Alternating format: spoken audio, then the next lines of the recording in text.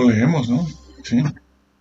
Bienaventurado aquel siervo al cual cuando su señor venga le haya haciendo así. De cierto os digo que sobre todos sus bienes lo pondrá, ¿no? Pero aquel siervo malo, si aquel siervo malo dijere en su corazón, mi señor tarda en venir, y comenzare a golpear, aquí usa una figura, a sus consiervos, y aún a comer y a beber con los borrachos, vendrá el señor de aquel siervo en el día que éste no espera y a la hora que no sabe, y lo castigará duramente y pondrá su parte con los hipócritas. Allí será el lloro y crujir de dientes. Está esa parte aquí, pero lo complementamos con su analogía. Esto hay que hacerlo siempre con todo. Su analogía, Lucas 12. Pero no voy a leer esa misma porción, voy a leer la otra. Dice que tiene que ver más con las vírgenes, porque lo de las vírgenes es lo mismo. Existe una analogía, sí, en este tópico, entre todas estas figuras. Estén ceñidos vuestros lomos y vuestras lámparas encendidas. ¿Dónde está eso? En las vírgenes. Por ejemplo, y vosotros sed semejantes a hombres que aguardan a que su señor regrese de las bodas. Las bodas. Ay, pero esto es lo mismo de las vírgenes. Sí, claro. Está complementando la información que está allá.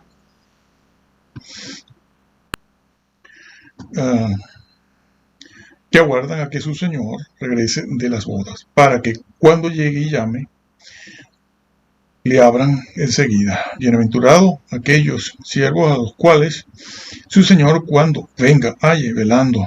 De cierto os digo que se ceñirá y hará que se sienten a la mesa y vendrá a servirles. Y aunque venga a la segunda vigilia, y aunque venga a la tercera, si los hallare haciendo así, bienaventurado son aquellos siervos. Pero sabed esto, que si supiese el padre de familia a qué hora el ladrón había de venir, velaría ciertamente y no dejaría minar la casa. De repente apareció este vocablo aquí, minar. De repente, ¿no? Sorpresivo, sí. Pero no ha dicho nada. ¿Esto qué es? Minar. Pero eso es lo que leímos allá en Mateo también. Lo leímos en Mateo hace un momento. Minar. ¿Qué es minar? Minar su casa, además. Bueno, antiguamente los ladrones solían arañar las paredes de una casa para entrar. Claro que eso hoy en día no se entiende y no se hace, porque nadie puede con las manitas, ni siquiera con una espátula o algún instrumento de albañil, ponerse a raspar los bloques, porque lo van a pillar en esa tarea, ¿no? Eso es muy difícil. Pero en aquella época era muy fácil, ¿no? Con un instrumento de albañil, incluso hasta con un cincel y martillo, la pared propia de una casa la podías empezar a arañar y entrabas, abrías un hueco. No. Claro que sí se hacía. A ver, el paralítico aquel que bajaron por el techo. ¿Cómo que lo bajaron por el techo? Porque abrieron el techo, señores. Era muy fácil abrirlo. Y lo bajaron por ahí porque en la casa donde estaba Jesús, la casa donde estaba hablando y predicando a Jesús, esa casa pues estaba llena de gente. ¿Y cómo entras tú con un señor acostado en una camilla? Ahí no hay paso, no puedes abrir. ¿Qué hicieron? Se fueron por arriba, arañaron el techo y entraron. Lo bajaron, por ahí lo bajaron. Tus pecados son perdonados. Eso fue lo primero. Y después, levántate y ve a tu casa. Bueno, minar significa eso, poco a poco. Dejar minar, un proceso, ya lo hemos explicado. Un proceso. Esto no es tan malo, me voy acercando, ¿no? Como Lot, que fue poniendo sus tiendas hacia Sodoma. No fue que se mudó, ese es otro error de ellos. Antes no era un error, ahora sí están diciendo esas cosas, no se fue a vivir, no, él no se fue a vivir a Sodoma y Gomorra. Él no era tonto, él sabía lo que había allí. ¿Eh? ¿Qué pasó? Que fue poco a poco, ¿no? Se puso a mitad de camino entre Sodoma y Abraham. ¿No? Pero bueno, pasó un tiempo y caramba, estoy solo aquí en este desierto, que no era desierto, donde él se fue una zona muy rica. Y al año siguiente la mujer, porque aquí la mujer en este caso tuvo mucha culpa de esto, se fue arrimando poco a poco y en 2, 3 años ya estaba viviendo en Sodoma. Es lo que le pasa a todos estos creyentes con esto de Salomón y David y de esto que la ley nada. Que se van acercando al fuego, como les hemos dicho, no te acerques al fuego, confiado en que tú no puedes caer, porque el Espíritu de Dios está sobre ti, eres un elegido y bendito de Yahvé y estás predestinado. Ten cuidado. Y han caído, están caídos a cientos, como ya dijimos en el otro sitio, y hemos visto a gente francamente desesperada, desconsolada. Y después salen, cuando se dan cuenta, dicen, oye, hay que hablar de esto, hay que hablar de la santidad, hay que hablar, tienen que ser santos, tienen que ser santos. Le digo, sí, y al final del culto le dices, son predestinados, usted tranquilo. Mira, el desastre que podían hacer ya lo hicieron, ya las plumas las echaron volar al viento, ya se fueron allá arriba a la azotea o al terrado con una bolsa llena de plumas y las soltaron en un día de viento, plumas volaron por todos lados. Ahora, ¿cómo las recoge? ¿Dónde están?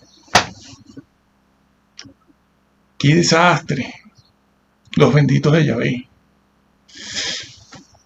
Entonces, se puede dejar minar la vida. Y eso es lo que Jesús también les está diciendo allí en Mateo. Mateo. Se puede caer poco a poco. Es un proceso. Como siempre hemos dicho durante décadas.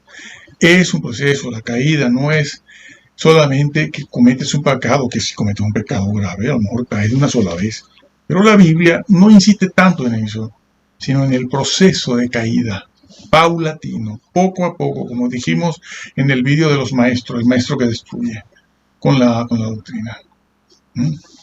Y entonces eso es lo que significa minar, dejar minar, ¿no? Como el cáncer que va minando tu organismo, empieza en un punto muy pequeño y según tu fortaleza, según tu tratamiento, si lo atiendes a tiempo, bueno, ese cáncer se extiende más rápido o menos rápido.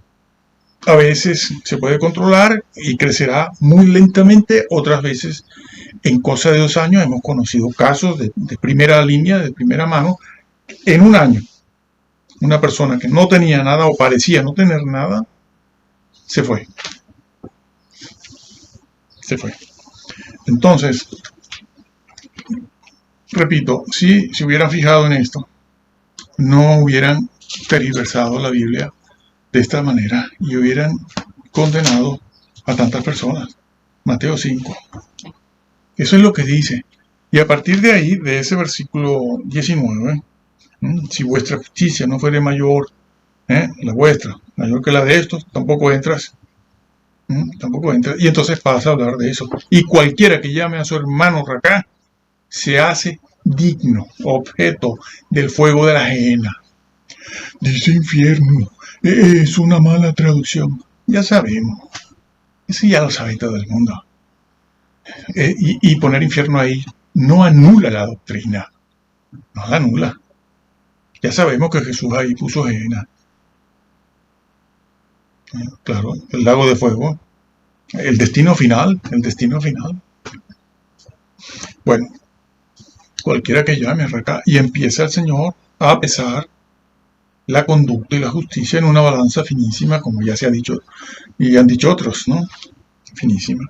Pero no puedes despreciar esto. Y hoy en día no sabemos qué está pasando con esta generación de personas. Hay una cosa más. Este Mateo 5, 6, 7, entonces, está ratificado por Jesús. ¿Dónde? En varios sitios. Mateo 22. Ahí está la unidad de pensamiento de Jesús, la unidad de tema y la unidad de doctrina. ¿Dónde? Bueno, lo leemos. La unidad de doctrina Mateo 22, ya saben lo que es, ¿verdad? Lo citan mucho para decirle a las personas que no tienen amor. Mateo 22 dice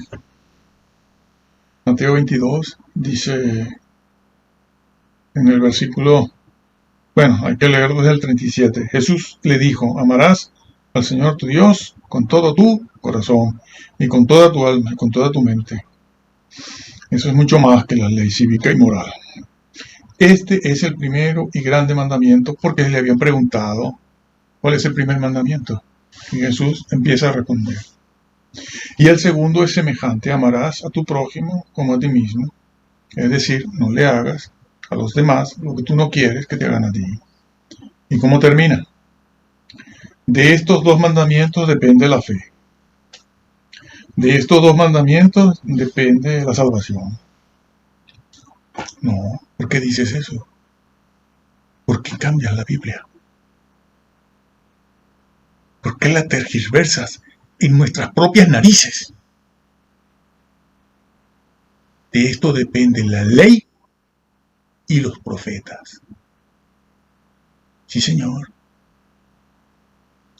Tienes que cumplir la ley, esa que Jesús ha citado en el Decálogo, para que ames a Dios. Y esto Jesús lo dijo mucho: si guardáis mi palabra, me amáis. El que me ama, mi palabra, y a veces en plural, mis palabras o mis mandamientos, es el que me ama. Es el que me ama. ¿Por qué lo cambia? Si cumples con el Decálogo, si cumples con la ley y los profetas, entonces estás cumpliendo con el primer y segundo mandamiento. ¿Y por qué los profetas? Porque la misión de los profetas fue una. No lo confundan con los sacerdotes y los levitas, porque por lo general el profeta era profeta, aunque hubieron algunos sacerdotes que fueron profetas, como el Bautista. De padre, Zacarías era sacerdote, pero su hijo, además de sacerdote, era profeta, pero ejerció como profeta, no como sacerdote. Entonces, ¿por qué profetas? Porque el profeta vivía separado, no aislado, pero separado de Israel. ¿Por qué? Por los pecados, claro. No se contagiaba. A él no lo minaban, moralmente no lo minaban. Es lo que pasa con todas estas personas, claro. Sí. Como ya son salvas, pues, se meten en el mundo, saltan, bailan, tienen celebraciones. En esas celebraciones a veces hay droga y hay otras cositas que vienen después de la celebración. Ya no hace falta decirlo, todos sabemos lo que hay. Y el profeta vivía separado, no aislado. ¿Y qué hacía el profeta? ¿No sacrificaba corderos? No, ¿y para qué? No estaba allí en el palacio. Hubieron algunos profetas como Isaías que eran de palacio, pero Amós no, ni Miqueas, y otros tampoco, eran de pueblo, de aldea, de chozas. ¿Y qué hacía el profeta? Iba a la ciudad donde estaba el rey y le decía al rey, a todos sus súbditos: arrepentíos, arrepiéntanse para que se salven. Eso era todo. Y de paso, pues denunciaban lo que estaba mal. Este es un borracho, aquel es un bebedor, estas son las vacas de Basán, estos son los reposados de Sión.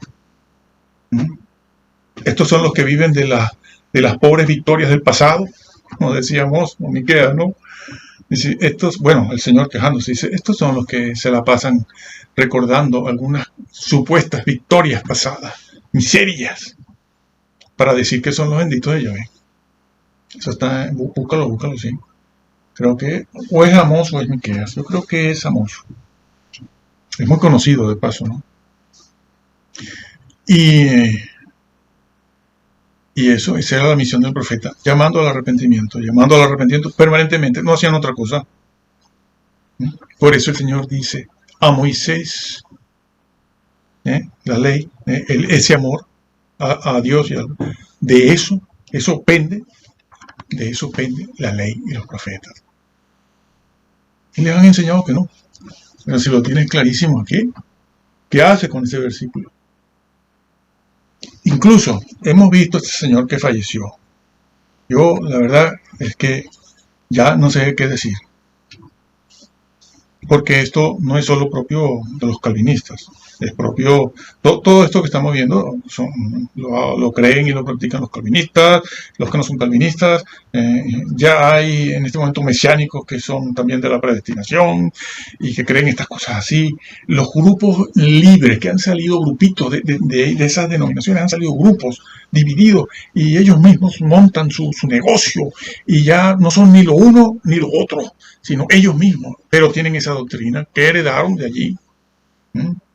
Y algunos son ruselistas, y este otro grupo salieron de los adventistas, y los otros salieron de los mormones, y los otros de los grupitos, todos libres, ya no pertenecen a ninguna denominación, sino a sí mismos, pero creen, todas estas cosas las creen así, porque son las que aprendieron en su momento. Ya no tienen luz para verlo. Por eso digo yo ya, la verdad, francamente, resulta que esta misma frase que Jesús está usando aquí, la usó en Lucas 16, cuando habló del rico Egulón, bueno, el rico y Lázaro. La usó allí. La frase la puso Jesús, que es el que está contando esa historia, en la boca de Abraham, porque Abraham conocía el método de salvación, que es para todos igual. Aquí se ve que Jesús le aplica la ley y los profetas pues, a sus oyentes, a todos, a sus discípulos que forman parte de la iglesia, allí la antesala de la iglesia, y a todo el que le pregunte. Y eso de la ley, el primer mandamiento, no van a decir que es cosa de judíos también, que es lo que dicen. Pero es que eso del primer mandamiento, amar a Dios y al prójimo, no es cosa de judíos, es cosa del creyente, sea judío o no. Y Jesús la vincula a la ley, porque ese vocablo, pende, es nuestra palabra depender. Es esto, una cosa pende de la otra. ¿No? No tengo por aquí algo, las gafas estas, los lentes, mira, los lentes penden, ¿no? Cuelgan, sinónimo, cuelgan. ¿Es eso? No es otra cosa. Cumple la ley. Y ahí estarás amando a Dios y estarás amando al prójimo. Y luego, en Lucas 16, ustedes conocen la historia, yo no la voy a narrar, no hace falta leerla. Una historia muy conocida y muy desvirtuada. Pero cuando el rico en el Hades, esa parte mala del Hades, le dice, envíame a Lázaro. No puede olvidarse de Lázaro, ¿no? Sí, mándamelo, dice, mándamelo. Deja a Lázaro tranquilo, hombre. Deja a Lázaro tranquilo. Ya bastante lo humillaste en la puerta de tu casa. Ahí está lo de la limosna, por cierto. Y entonces el rico le dice, manda a Lázaro que se levante de los muertos y que vaya a la casa de mi padre. ¿Para qué? Para que mi padre no venga aquí y me esté cascando, lo que le decía antes, ¿no? Se estarán persiguiendo. Claro, no quiero que mi padre venga aquí, porque esto va a ser aquí un infierno, ¿no? Ya lo es. Y entonces la respuesta dada por Jesús en la boca de Abraham, ¿cuál es? A Moisés y a los profetas tiene. A ellos, óiganlos. Salvación por obras. No. Salvación por fe. Fe y la limosna. Porque ese señor rico se condenó porque se olvidó de la ley moral de Israel, que le pedía que se hiciera cargo de los pobres, de diversas maneras que no vamos a ver ahora aquí, cuando recogían la cosecha y toda una serie de cosas. Tenían que dejar ciertos frutos, ciertas semillas, ciertas olivas detrás para que los pobres fueran detrás recogiendo eso. Pero bueno, no voy a entrar en esos detalles, ¿no? Y este señor se olvidó del que tenía en la puerta, lo tenía en la puerta. Violentó violentó la ley moral de Dios, como hacen estos señores. Violentan la sola escritura, la sola escritura, la sola escritura, pero si la violentas y me quitas 4 libros y dices que no tienen autoridad, y después se ha vuelto peor, porque los que te siguieron fueron peores. Y no sirve estar haciendo todos los años un culto ahí para pedir perdón. Los que tú mataste y ahogaste de esa manera, eso sale a juicio. Las almas de aquellos que derramaron la sangre están debajo del altar, pidiendo y clamando por justicia delante de Dios. Apocalipsis 6. Aparte de que el Señor lo dijo. Pero bueno, está en Apocalipsis. Para citar el versículo 1. Entre otros. Y entonces, usted violentó la ley de Dios. Tuve hambre y no me diste de comer. Estuve desnudo y no me vestiste. Estuve preso y no me visitaste. Apartaos de mí, inicuos, para el fuego eterno. Es lo mismo que ha hecho la iglesia. Entretenerse en sus bailes, danza, celebraciones. Bueno, podrán bailar y saltar. Eso no es adoración, ni siquiera eso. Tuve hambre y no me diste de comer. Y entonces se extrañan de ver al rico en el infierno. Ay, no tenía fe. No, fe sí tenía. Era un hombre muy importante en medio del pueblo de Israel. Un hombre que se codeaba con el sumo sacerdote, los principales o príncipes de Israel que los habían por allí, como el joven rico. Es un principal, un príncipe. Y se codeaban con Pilato y Herodes. La creminata, eso que ustedes llaman creminata.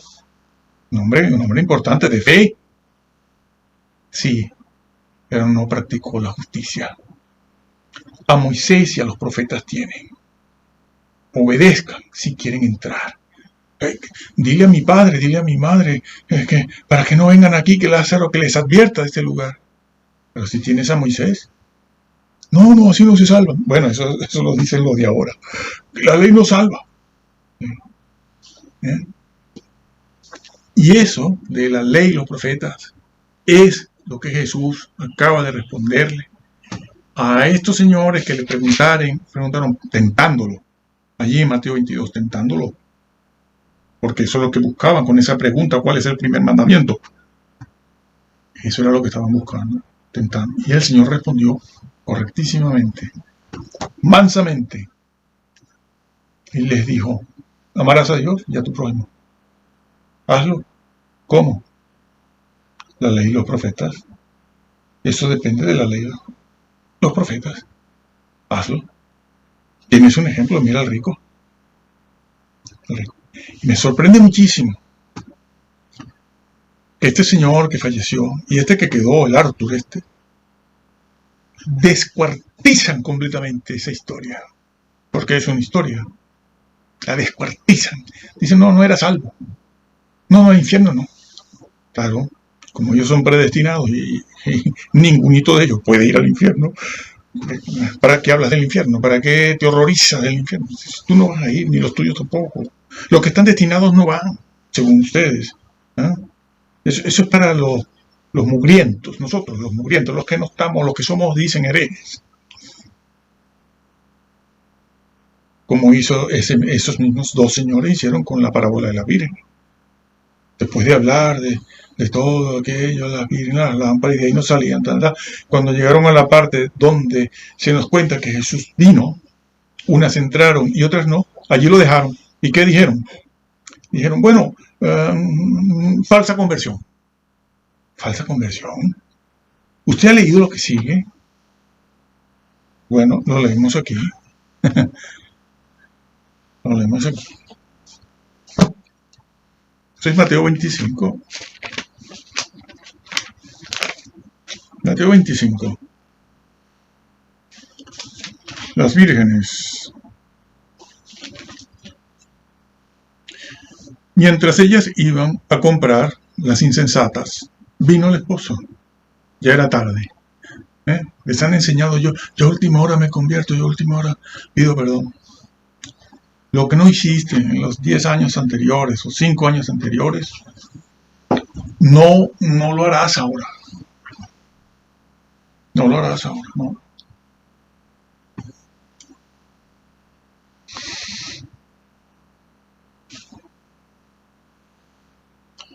Después vinieron también las otras vírgenes, diciendo, Señor, Señor, ábrenos, ábrenos. Mas él respondiendo dijo, de cierto os digo, que no os conozco. Como aquello de Mateo, en Mateo 7, ¿no? Nunca os conocí, o sea, nunca os aprobé eso. Aquí lo mismo, ¿no? Que no os conozco. Y entonces le dice algo que a primera vista resulta un poco contradictorio, porque les dice, velad, pues, porque no sabéis el día ni la hora en que el Hijo del Hombre ha de venir. Pero ¿cómo que no sé ni el día ni la hora? Si te he estado esperando. Me vestí de novia. Me puse con las otras también de novia. Tomamos las lámparas, porque sabíamos que venías, estabas en camino, estabas en una boda, estabas en el proceso de llegar. Ellas tomaron aceite extra, nosotras no, porque no lo necesitamos. Y nos pusimos a esperar. ¿Cómo me dices ahora que vele? Porque no sé ni el día ni la hora. No lo sabía yo y no lo sabían las otras. Tampoco. Ah, no se habían dado cuenta de eso. ¿Cuál es el problema aquí? Parecía que estaban velando y no estaban velando. Estos señores también aquí, esto lo tuercen. Dicen, no, falsa conversión. ¿Cómo que falsa conversión? Está diciendo que no estaban preparadas. E inmediatamente pasa incluso a describe la situación. Dice, no estaban velando. Como aquel rico, ¿no? El que vimos antes de Lucas 12. No se cansó de esperar. Y se dedicó, bueno, a la buena vida tranquila, ¿no? A comer, tranquilito, yo tengo mi trabajito, las tonterías estas. Y el Señor les dice, no sabéis en el día ni la hora. No estabas viviendo de acuerdo a mí, la ley y los profetas. No tomaste aceite extra, porque el aceite puede simbolizar allí algo que no vamos a discutir aquí ahora. Yo lo hago en el video de las 5 vírgenes, ¿sí? Ese Espíritu Santo puede significar, el aceite, perdón, el mismo Espíritu Santo, pero el Espíritu Santo no se mantiene solo, ¿eh? Hay que hacer algo para que esté avivado. Solito no se mantiene, porque solito lo apagas y lo entristeces, que fue lo que pasó con ellas. No tomaron ese aceite extra que simboliza o el Espíritu y la mismísima palabra de Dios también, según la ocasión, según el contexto donde estemos. No hay mucho más, ¿eh? No hay muchas más posibilidades de interpretación en cuanto a ese aceite extra. El Espíritu Santo o la palabra de Dios, o las dos cosas, que para mí seguramente son las dos, cuando menos. Aquellas estaban luchando, y no sirve decir, bueno, es que cabeceamos, ¿no? Las otras también cabecearon. Pero tenían algo que no hiciste tú. Nada de estos señores que han dicho, yo no, falta conversión. No, eran convertidas. Nunca se usa esa frase en ninguna parte de la Biblia, ni lo verán en los padres de la iglesia, padres apostólicos. Falsa conversión. Eso nace a partir del siglo XVI. A partir del siglo XVI nace eso. Esas frases van naciendo poco a poco. Se van elaborando poco a poco del siglo XVI hacia acá, hacia el siglo XX. ¿No? Los comentaristas, los que van estudiando, los que van leyendo, pues les parece, van siguiendo a los otros y entonces van elaborando los comentarios, van elaborando eso. Incluso hemos visto que alguna traducción interlineal la han hecho en base a lo que dijo Matthew Henry. No, es que entonces tú no estás obedeciendo a Matthew Henry. ¿Quién es Matthew Henry? Bueno, claro que lo sé. Si no, no podría hablar. Escribió muchísimo. Pero no es Matthew Henry, es lo que está aquí. Y se ha de escribir en base a lo que está aquí. Y el interlineal ese de poner palabras a un costado es según lo que está aquí. Y menos mal, termino con esto, que el señor Erasmo, difamado como hicieron con Casiodoro, fue el que elaboró, el que compiló los manuscritos griegos, ¿no? Él empezó esa labor, él la empezó. Otros siguieron, Scrivener, Beza y, bueno, hoy en día Robertson. Entonces, él empezó esa labor, el señor Erasmo, pero él falleció con 69, 70 años. Y la labor de compilar, de buscar, de mejorar, de buscar manuscritos que reflejasen el original, que es una investigación que hay que estar preparadito para eso, porque no sirve hacer un cursito de griego solamente, de griego 1, griego 2, 3 y 4, ya, que es lo que hacen todos estos, que van poniendo canales y hablando de los manuscritos, lo que sí, lo que no, una pifia completa, no son especialistas ni gramáticos, no conocen el latín, no conocen el hebreo, y no conocen el arameo, y no conocen otras cosas. Bueno, entonces, bueno, así es lo que dicen, no necesito conocer, no, claro que lo necesitas, por eso vas engañando, porque los demás saben menos que tú, pero por aquí no puedes pasar, porque te ponemos en evidencia rápido. Entonces, ¿qué pasa? Que, bueno, pasa eso, que el señor Erasmo fue el que compiló los manuscritos griegos e incluyó eso que rechazaron. El libro a los hebreos, el señor Erasmo y compañía incluyeron Segunda de Pedro, Segunda y Tercera de Juan y también Apocalipsis. Bueno, que estaba incluido ya desde la primera edición, ¿no? Pero es por decir, por explicarlo. Lo incluyó, porque si esa labor de compilar los manuscritos griegos le hubiese tocado a estos otros dos señores, en nuestras Biblias no estarían esos libros, porque claro, los tuvieron que incluir porque el señor Erasmo se los dio. Pero ¿y si lo hubiesen tenido que hacer? La labor que hizo Erasmo lo hubieran tenido que hacer estos otros. Dicen, no, que ese manuscrito, el manuscrito que a los hebreos, eso es para los hebreos. Aquí no va eso. Eso no es de Pablo, no es teología de Pablo, que era el problema. Santiago no habla del Señor Jesús, Santiago no habla de la salvación, sino salvación justificada por las obras. No me interesa. Y hubieran quitado, a lo mejor, eso solo lo sabe Dios en su omnisciencia. Pero a lo mejor lo hubieran quitado, o alguno de ellos, si no los cuatro, algunos. El de Hebreo casi seguro. Y nos hubiéramos quedado sin saber la grandeza de Jesús, como ya les he explicado. Menos mal, Señor. Tenemos esos libros aquí y en el orden que debemos tenerlos. Más o menos. Así que eso ha sido así. Esa es la historia, que está a la mano de todos ustedes. Se ponen a investigar, se meten en los libros de Google también, a ver los que hay allí. Algunos he visto yo. Y se enteran, se dan cuenta de cómo han sido las cosas. Por eso termino. Bueno, termino diciéndole, señores, eso de la ley de los profetas, que no hemos visto nada, sino una introducción, apenas, señores, eso se corresponde. La historia del rico se corresponde de Lucas 16, se corresponde con Mateo 22, y Mateo 22 se corresponde con Mateos del 5 al 7, del 5 al 7, todo es lo mismo. Es enfocándose sobre la justicia. La justicia está basada en el decálogo, las normas, los preceptos y los testimonios del Señor Jesús, todos morales. Por eso ese señor rico, siendo judío, siendo una persona importante en el pueblo de Israel, siendo un hombre seguramente de sinagoga o de templo, se perdió. ¿Por qué? Porque usted tuvo un solo, aunque fuese esa sola persona llamada Lázaro, usted la hubiese acogido, usted hoy no estaría donde está.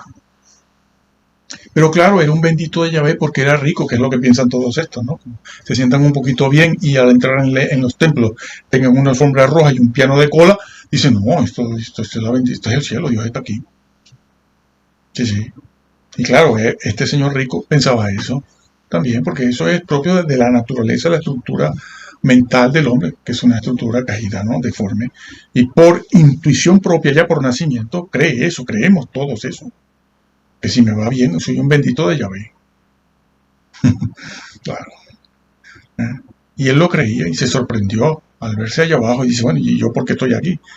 Porque usted no cumplía con Moisés y los profetas. Y fue lo que le dijo a aquellos que le preguntaron por el mayor mandamiento de todos, y fue lo que dijo en Mateo 5 al 7, cuando empezó a hablar de lo que era el reino de Dios. Entonces, señores, lean la Biblia. Claro, leanla. Leanla. Porque yo les digo, después de 42 años de investigación, y los que me queden todavía, que pueden ser muchos, miren, créanla tal cual está. Si me preguntan cuál Biblia, la Biblia que tenemos desde el siglo XVI,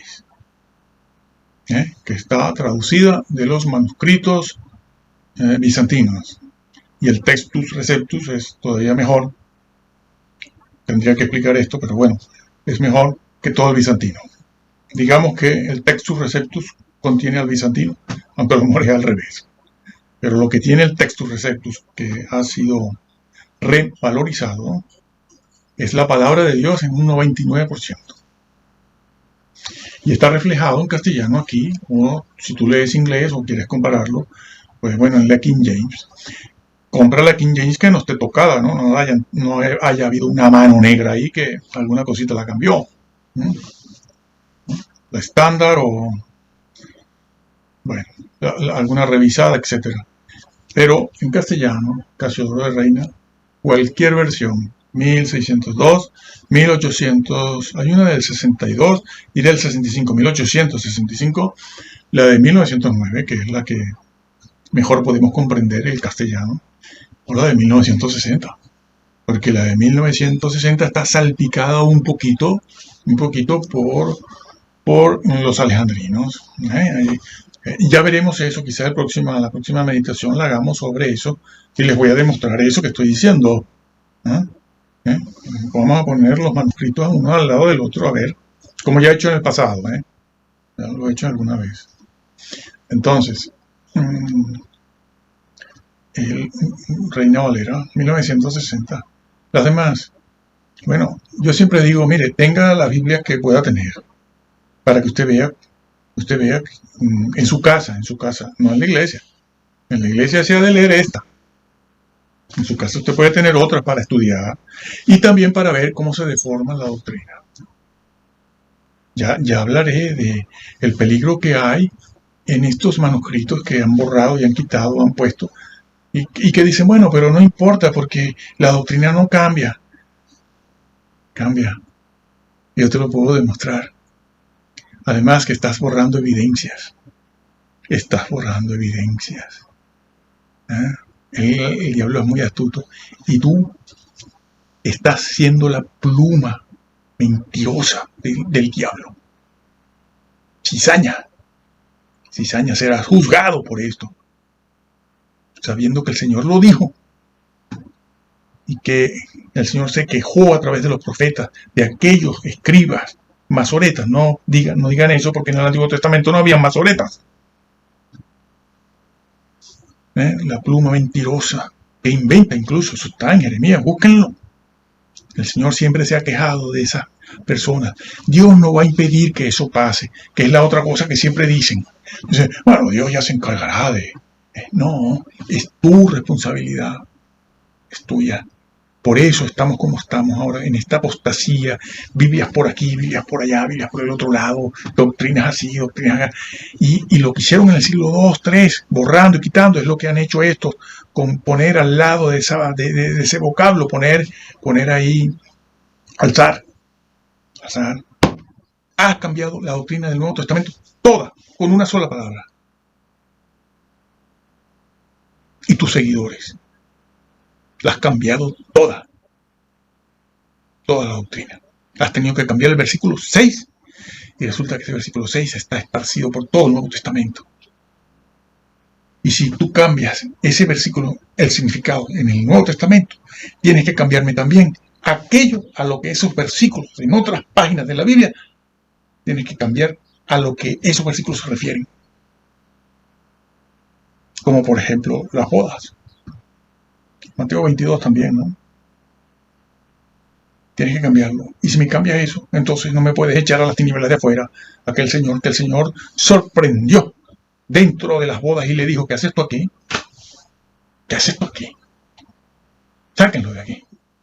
Y tiene esa misma expresión: échenlos a las tinieblas de afuera, lloro y crujir de dientes. Pero claro, si eso no es sino disciplina, entonces ¿qué estás haciendo, Señor? Cambiaron el mensaje. Cambiaron el mensaje. Bueno, cada quien es responsable. Nosotros les estamos diciendo la verdad y eso es fácilmente corroborable. Y aquí hay muchos vídeos donde hay que poner unas palabras, poner el texto, poner eso. Porque esto es, y el hebreo es una introducción. Bueno, lea la Biblia tal cual, créala tal cual.